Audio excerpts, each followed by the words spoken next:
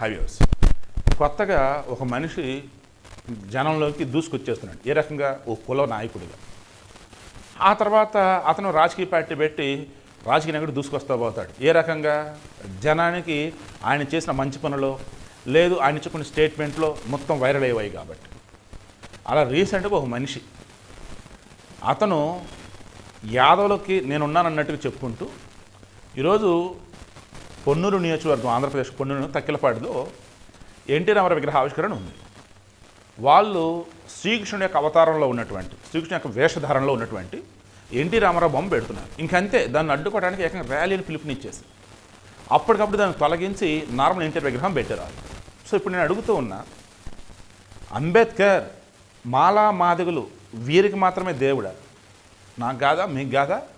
మహానుభావుడు అంబేద్కర్, ఆయనను మాత్రం ఈ ఎస్సీ ఎస్టీలకు అన్నట్టుగా దళిత వాళ్ళకన్నట్టు పరిమితం చేసి ఈ రాజకీయ నాయకులు కుల సంఘం ఎంత పెద్ద తప్పు చేశారో ఈరోజు ఎన్టీ రామారావుకు సంబంధించి అదే తప్పు చాలామంది చేస్తూ ఉన్నారు. ఏ రకంగా?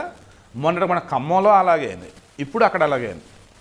అయ్యా, కృష్ణుడి అవతారం కాదు అది, కృష్ణుడి యొక్క వేషధారణ ఒక నటుడికి సంబంధించి ఆ నటుడు ఆ కృష్ణుడి యొక్క వేషధారణలో ఉన్నప్పుడు అందరి చేత గుర్తించబడ్డాడు, అందరి చేత కొలువబడ్డాడు. ఓ రకంగా అరే కృష్ణుడంటే ఇలాగే ఉంటాడన్న ఫీలింగ్ కూడా వచ్చిందయ్యా.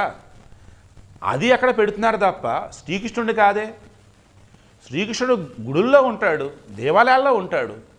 బయట పెడుతున్నది ఏదైతే ఉందో కృష్ణుడు అంటే ఇలా ఉంటాడా అని అంతా అనుకునే చేసినట్టు ఒక గొప్ప నటుడి విగ్రహం, అది బొమ్మ. అది దానిని ఎందుకు అపోజ్ చేస్తారు, దానిని ఎందుకు ఇది చేస్తారు? అండ్ కృష్ణుడు అంటే ఒక యాదవులకే పరిమితమా?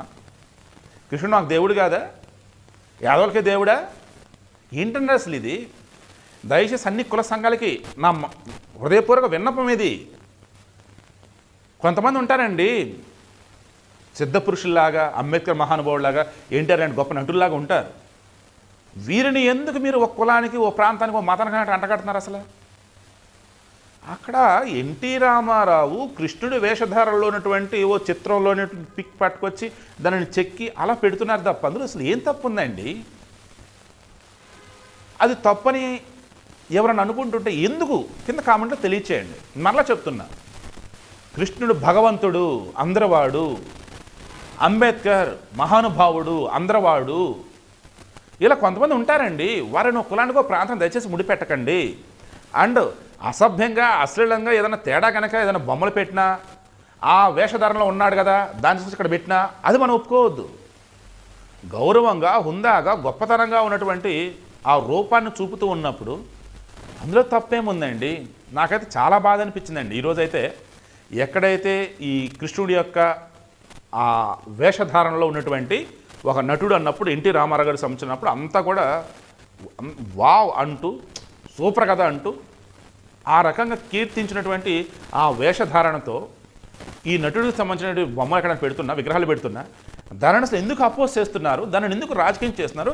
దానిని ఎందుకు కులానికి అంటగట్టి హిందువుల మధ్య చిచ్చు చేస్తున్నారు? మరలా చెప్తున్నా, ఇది ఎలా ఉందంటే కొంతమంది వాంటెడ్గా యాదవులని తక్కువ చేద్దామనే ఉద్దేశంలోనో లేదన్నప్పుడు యాదవులని ఈ హిందువుల నుంచి చిలుద్దామనే ఉద్దేశంతోనే ఉన్నారు. మరలా చెప్తున్నా, రీసెంట్ టైమ్స్లో నేను బాగా క్రాస్ చెక్ చేస్తే గోబ్యాక్ మార్బడి అన్నప్పుడు కానీ రిమైండ్ మరికొన్ని చోట్ల హిందువులు ఐక్యంగా ఉన్నారు, వీరి మధ్య చీలికి తేవాలి, చుచ్చు పెట్టడానికి కొంతమంది తయారవుతున్నారు. దానికి తెలిస్తే తెలియకుండా ఈ కులంలో ఉన్న వాళ్ళు, ఈ మతంలో ఉన్న వాళ్ళు దానికి ఆజ్యులవుతూ ఉన్నారు. మీకు అర్థమవుతుందా? నేను చెప్పింది చాలా చాలా వాల్యుబుల్ పాయింట్. అది ఒకసారి ఆలోచించండి. నిజంగా ఏదైనా తప్పు ఉంటే చెప్పండి, మారుద్దాం, సరిదిద్దుకుందాం. ఎస్ నిజమే కదా, తప్పు చేస్తారని చెప్పేసి అందాం.